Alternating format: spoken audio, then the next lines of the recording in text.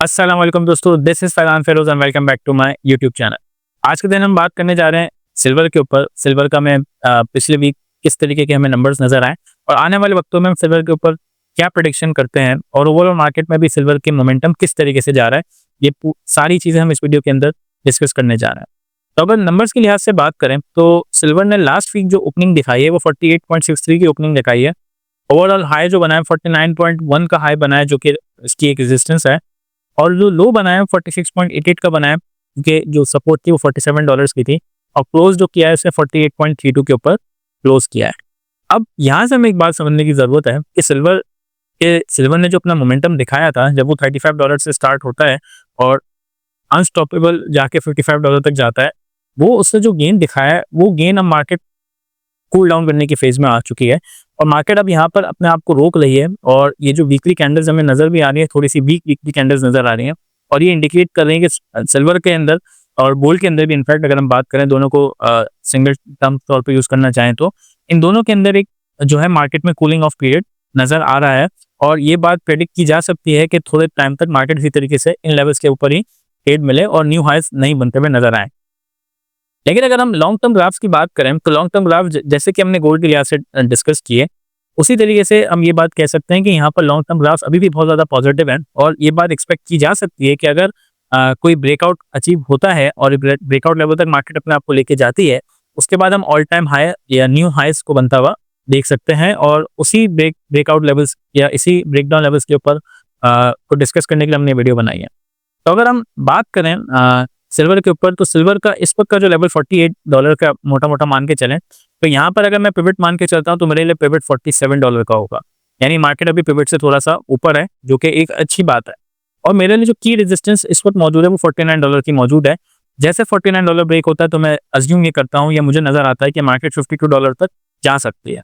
और अगर मैं एक अपने लिए सपोर्ट मान के चलता हूं तो मेरे लिए सपोर्ट है $45.5 का। ये मैंने पहले भी अपनी वीडियोस के अंदर बात कही थी कि अगर $45.5 की $47 ब्रेक होता है तो $45.5 तक मार्केट जा सकती है। और अगर ये भी लेवल टूटता है तो हम मार्केट को $42 तक भी आता हुआ देख सकते हैं। और अगर 42 का लेवल ब्रेक होता है तो हम $39 के ऊपर भी मार्केट को देख सकते हैं। तो ये अगर $39 के ऊपर मार्केट आ जाती है, इसका मतलब है कि मार्केट हम 50 वीक की मूविंग एवरेज के अराउंड समथिंग आ गई है। तो इसके ऊपर अगर मार्केट है तो मार्केट पॉजिटिव नजर आती है। अब मेरा जो स्टांस है हमेशा से वही स्टांस रहा है कि अगर मुझे मार्केट के अंदर डिप्स नजर आती हैं 47, तो जैसे पिवट है 45.5 नजर आता है या $42 का लेवल नजर आता है, तो मैं कुछ ना कुछ बाय करता रहूंगा, डिप्स के ऊपर बाय करता रहूंगा। अगर मैं पाकिस्तान या इंडिया से बाहर हूँ या उस जगह से बाहर हूँ जहाँ पे प्रीमियम पे सिल्वर मिल रहा हो, अगर एक्चुअल रेट पे मिल रहा होगा, बिल्कुल ये बाय के लेवल्स हैं और लॉन्ग टर्म्स लेवल अभी बहुत अच्छे नजर आ रहे हैं। और फंडामेंटली जो है सिल्वर बहुत ज़्यादा स्ट्रॉन्ग खड़ा है। अभी तक मुझे कोई ऐसा फंडामेंटल चीज़ नज़र नहीं है जिसकी वजह से मैं कोई बहुत ज़्यादा घबराऊँ।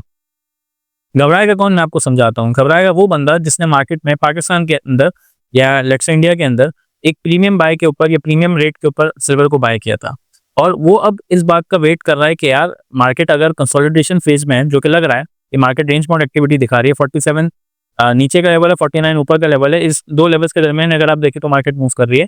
तो अब इन दो लेवल के ऊपर तो कमाई नहीं होती और इसी चीज को देखते हुए अब आप देख भी रहे होंगे कि मार्केट में 5-7-8% का ओन कम हुआ है। जो 55% तक ओन जा चुका था, अब वो तकरीबन 40-45%, 46% इस तरीके के अराउंड रह गया है। स्पेशली अगर हम किलो के बार की बात करें और अगर हम 10 तोले की बार की बात करें तो भी शायद वो 50% के अराउंड है, जो कि 60 प्लस जा चुका था।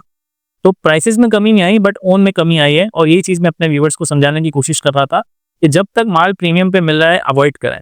अब अगर ये चीज नेगेटिव मार्केट की तरफ आती है, अच्छा मैं एग्जांपल के तौर पे जो समझाने की बात कर रहा हूँ, जब $45.5 के ऊपर मार्केट गई थी लास्ट वीक, तो उस वक्त चांदी के रेट पाकिस्तान में पर तोला तकरीबन 7,700 समथिंग चल रहे थे, 7,300 समथिंग चल रहे थे। आप खरीदने जाओगे तो 7,300 पे, अगर आप बेचने जाओगे तो 7,100 पे आपको 10 तोला चांदी मिल रही थी।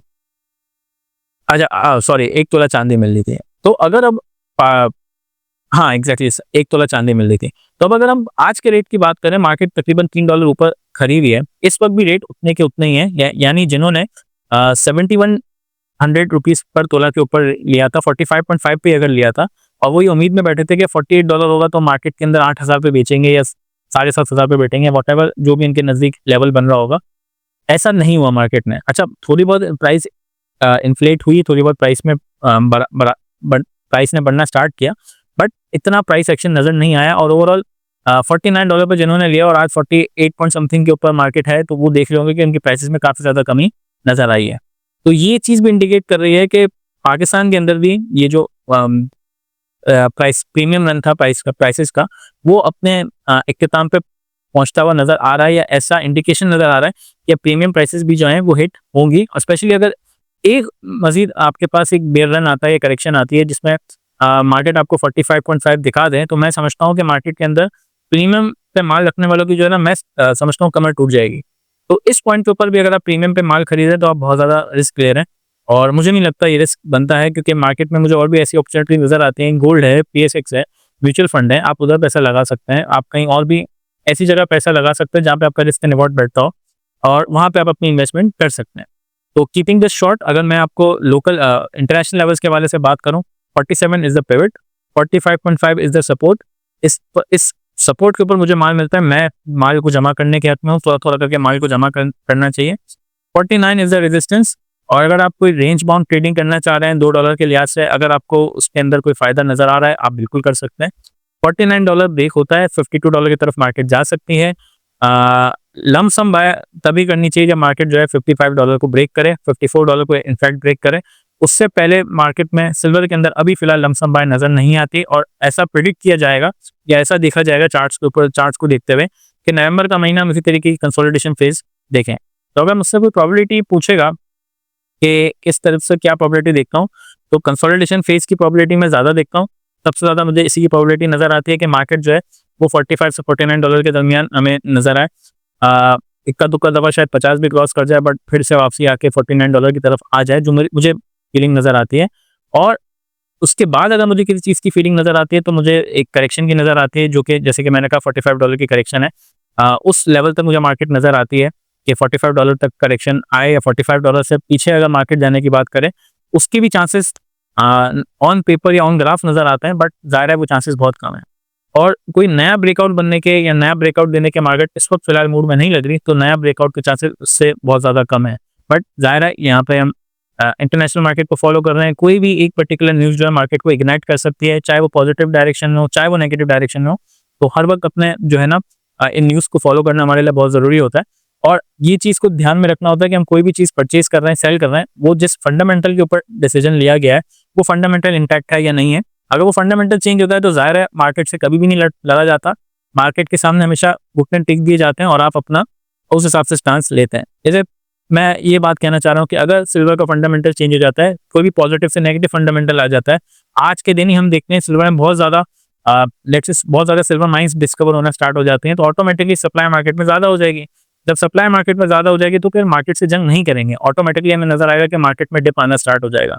इसी तरीके से अगर हम देखते हैं कि बहुत ज़्यादा कोई फंडामेंटल पॉजिटिव साइड चेंज होगा, तो आपको उस हिसाब से अपना डिसीजन लेना है। तो हम फंडामेंटल्स के ऊपर काफ़ी ज़्यादा नजर रखेंगे। For the time being my stance is buy on dip for long term, और पाकिस्तानियों के लिए यही एडवाइस है कि प्रीमियम के ऊपर माल नहीं खरीदे। बहुत ज़्यादा चांसेस नजर आ रहे हैं कि मार्केट के अंदर जो प्रीमियम है वो ब्रेक हो जाएगा। तो अगर आपको ये वीडियो पसंद आती है, तो इस वीडियो को लाइक करें। आप इस स्पेशली सिल्वर की वीडियोस को काफ़ी ज़्यादा डिसलाइक कर रहे हैं, और मुझे यही वजह लगती है कि आई थिंक मैं पाकिस्तानियों को बाय करने से मना कर रहा हूँ, शायद यही वजह होगी। बट कोई भी वजह है, आप अपने कमेंट सेक्शन में बता सकते हैं, चाहे वीडियो का अंदाज है, चाहे वीडियो के लेवल्स हैं, जो भी चीज़ आपको लगती है आप कमेंट सेक्शन में ज़रूर बताएं। इसके साथ साथ अगर कोई ऐसा टॉपिक जिसके ऊपर अब तक हमने वीडियो नहीं बनाई है, वो भी आप कमेंट सेक्शन में बता सकते हैं, कोशिश करके उसके ऊपर भी वीडियो बनाएंगे। आप ईमेल के ऊपर भी मुझे रीच आउट कर सकते हैं। Thank you.